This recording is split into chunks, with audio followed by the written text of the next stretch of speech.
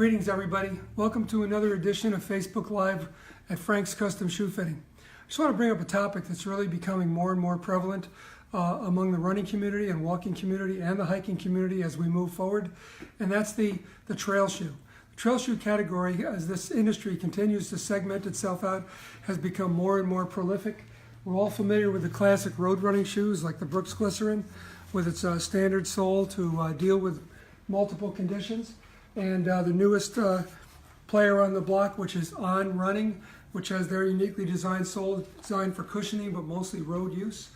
The trail category takes on very specific features. Number one, they're a little firmer than most shoes on the flex. Some have more cushion than others. Some have less torque than others. But all of them pretty much are going around the 8mm offset category with a few exceptions, which we'll talk about. But what they're really known for is a gusseted upper so they're, in many cases, they're waterproof. So the water doesn't leak in unless it comes over the collar. And they're known for an aggressive tread to get more traction on the trail if you decide to go off trail and boulder and do other creative things. One of the most popular models features Everrun in the midsole, and it's called the Exodus. It's been around a while, but the latest version by Saucony is a home run. Really, really good shoe with an exoskeleton on the heel. Brooks has this model called the Caldera, which is extremely lightweight for a trail shoe. It's not considered a racing shoe, but it might as well be because it's so light. But it has amazing stability and cushion for a trail shoe with their unique grip rate design sole for trail use. ON has its own trail version, which is a little more aggressive than most of their soles and a little more cushioned. They also feature a nice low cut stability and low ankle accommodation on their heel area, which people, where that's a factor, really enjoy that. Then you can't go wrong with good old New Balance. They have their Gore-Tex in their classic model known as the 880, which has been around for many, many years, at least 30 years. They keep recycling the upper and the sole into updated designs, and they are just awesome. They come in width sizes too, which most of these shoes do not. So you have your D, your 2E, and your 4E.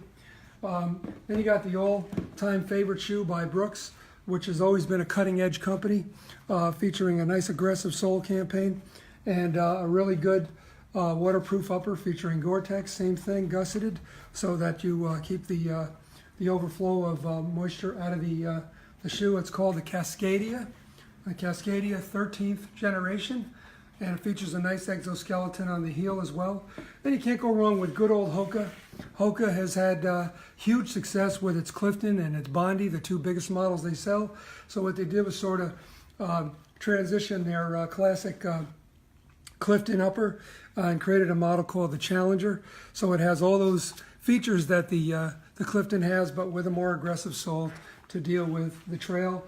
Also, Hoka's gone a little further and created the lightest trail shoe out there. It weighs about 4 ounces, and they're having huge success with this. The model is known as the EVO Jaws.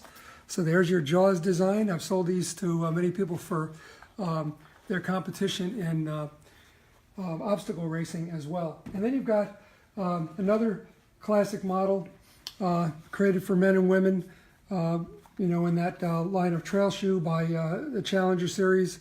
It's called the Speed Goat, and it's by Hoka also, which has a nice niche. They have a little more cushion and a little more stability than the other trail models that Hoka makes. Lastly, you get to a zero offset shoe by Merrell in their Barefoot collection, and they're called the Trail Glove. It's the 4th generation of a model called the Shield from their Trail Glove collection. So it really is for barefooting. It's got a very has great traction on the sole for those who like a minimal shoe when it comes to trail racing. So our collection of trail shoes is ever growing, and more people want them. It is not uncommon to have a day in here when somebody says, I'm mostly running trail.